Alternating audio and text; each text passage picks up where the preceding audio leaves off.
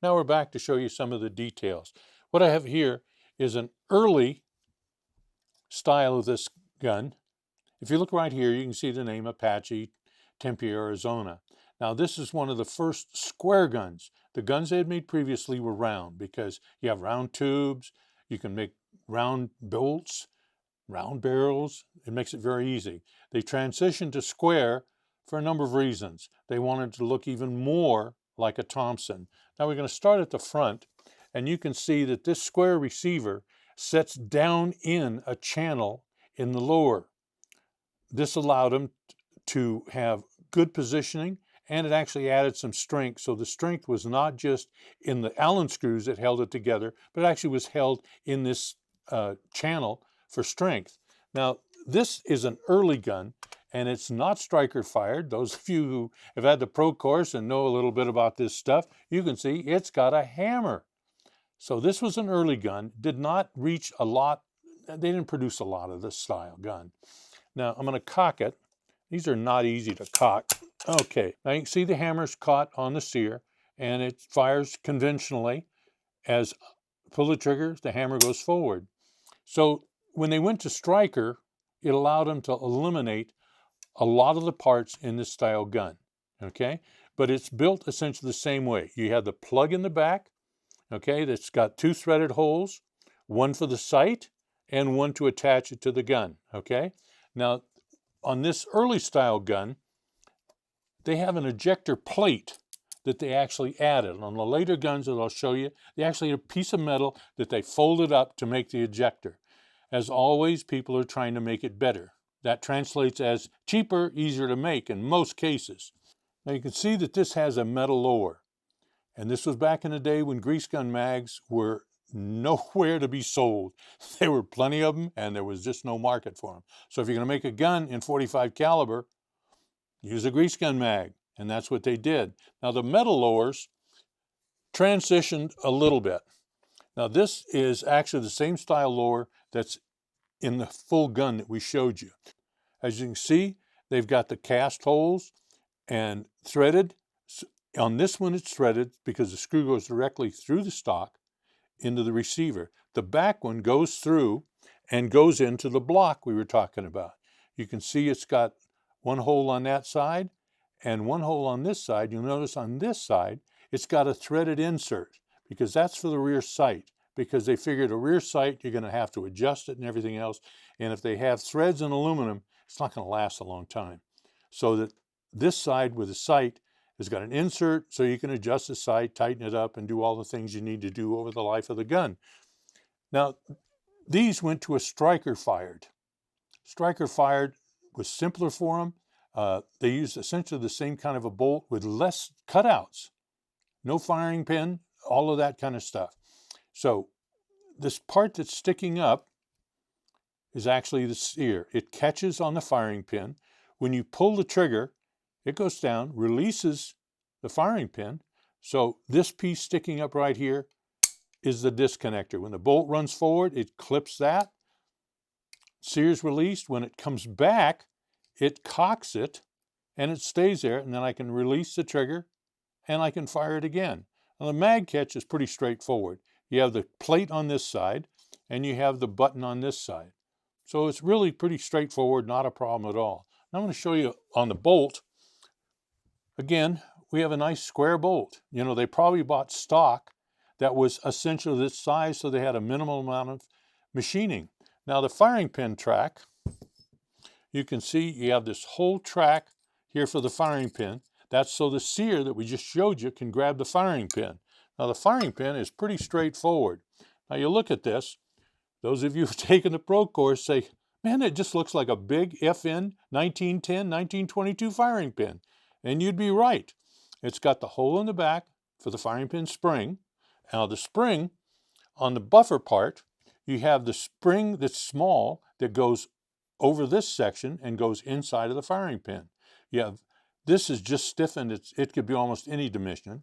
So what you have is the rubber part serves as the buffer to cushion the blow, because remember, we've got aluminum blocks in the back, and they're not going to stand up to a great deal of pressure. So the recoil spring goes around this. you can see in the back of the bolt, there's a circle where that spring sets into. So it's a pretty well designed, pretty simple, works fine. Now, if you look at the front, you can see where the firing pin sticks through and a rudimentary extractor. It's kind of a stamping, not really a fully machined type of extractor. Pivots in the back, and it has a leaf spring rather than a coil spring. So when you push on the extractor, that leaf spring, it's pretty stiff. Even that little leaf spring does quite a job. Now, on the front of the gun, we showed you the rings that kind of imitate a Thompson. Now, they came in several different sizes. There are ones that are a little bit longer than the longest one here, and some that are a little bit shorter. Now, you notice they both have a long lug across the bottom of it. Okay, now, two of these screws actually are Allen screws, and they hold onto the barrel. You screw it to the barrel. Now, you can see on the pistol grip here, a matching channel that this fits into. Drops in there, and then you have a typical long screw, just like a Thompson in many ways, goes up through here and goes in at an angle. Now, that's pretty straightforward. It's not bad at all. Well, what happened when grease gun mags got expensive? $3 or $4 a piece.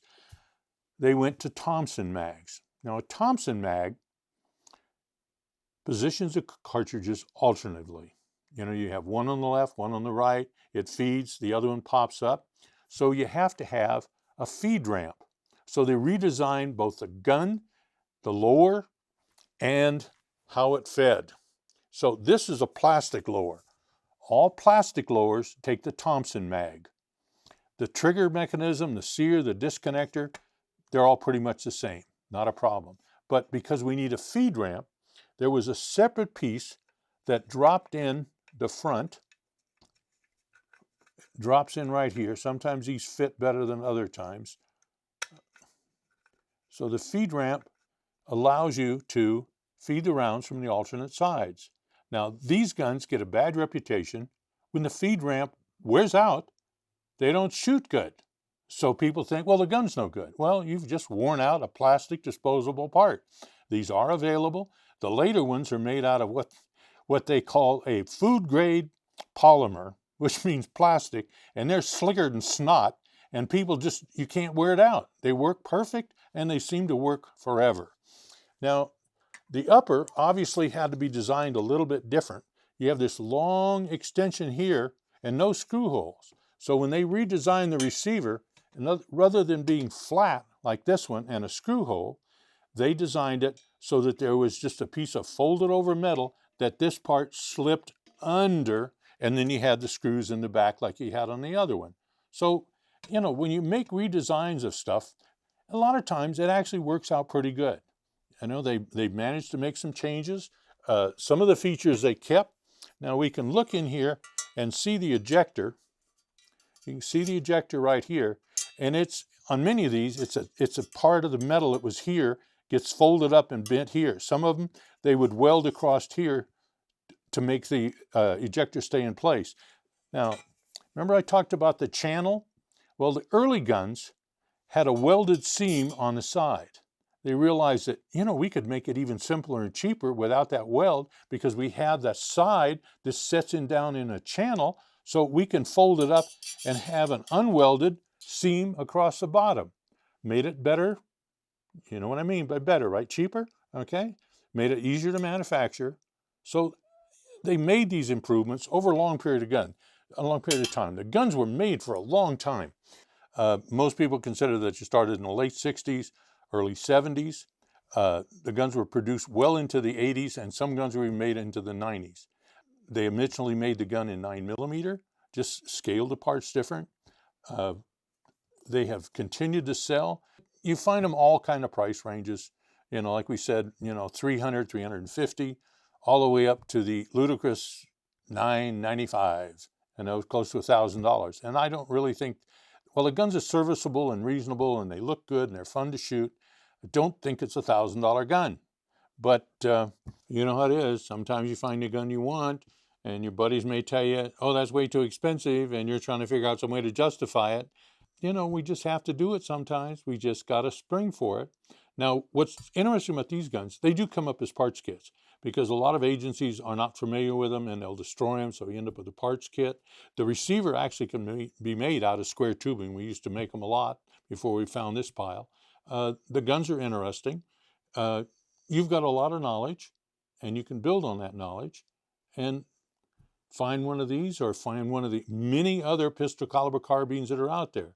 It's really hard to find the early pre-war ones, but since the 70s, a lot of people have been making these. Marlin makes them. Other people, Ruger's even made them. So enjoy them and have some fun because they're fun to shoot in pistol calibers. Young kids can shoot them and really enjoy them. And I hope you enjoy what you can find. You take care, and we'll see you next time.